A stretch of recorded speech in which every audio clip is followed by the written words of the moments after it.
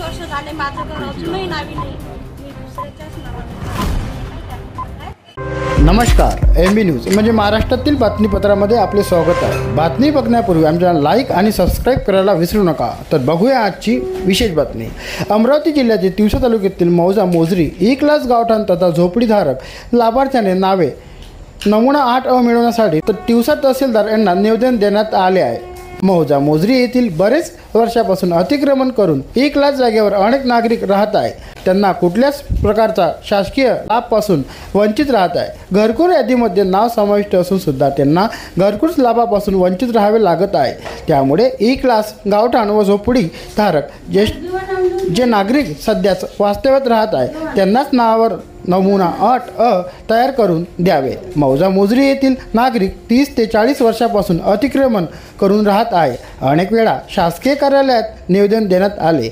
यापुढे आमची मागणी पूर्ण झाली नाही तर आम्हाला आंदोलनाचा पवित्रा घ्यावे लागेल असा इशारा देण्यात आला. Bureau report, MB news. महाराष्ट्रातील बातमीपत्र तिवसा येथून आमचे प्रतिनिधी सुनील घोरमाडे.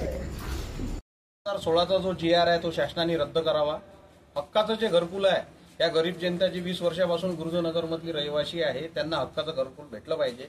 यासाठी यांनी सातत्यानं पंचायत समिती, तहसीलदार, कलेक्टर, आयुक्त यांच्याकडे पाठपुरावा केलेला आहे. तसंच या विभागाचे आमदार यशोमती ठाकूर यांच्याकडे पण पाठपुरावा केला आहे.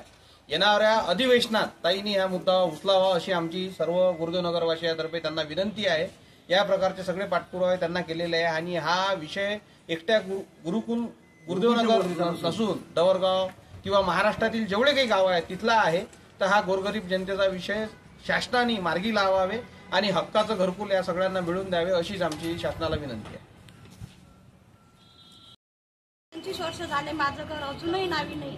मी दुसऱ्याच्याच नावानं हे म्हणत आहे, प्लॅन करत आहे. तर माझं घर नावानं व्हावे आणि मला घरकुलही मिळावं अशी माझी विनंती आहे, मागणी आहे.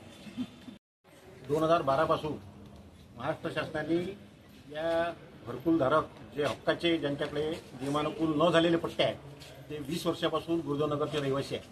त्यांना सर्व सोयीसुविधा ग्रामपंचायत आजपर्यंत पुरवत आहे, परंतु त्यांना हक्काचं घरकुल अजूनपर्यंत मिळालेलं नाही. ते घरकुल हक्काचं त्यांना मिळावं यासाठी शासन दरबारी आम्ही न्याय मागण्यासाठी या ठिकाणी उपस्थित झालो आहे. आणि शासनाने जो त्यांच्यावर अन्यायकारक 2016चा हायकोर्टाचा स्टे आणलेला आहे की सदर घरकुलाचे जे पट्टे त्यांच्याकडे आहे ते नियमानुकूल करण्यात येऊ नये, तो त्यांनी उठवावा व यांना न्याय द्यावा यासाठी ही सर्व मंडळी या ठिकाणी जमा झाली आहे.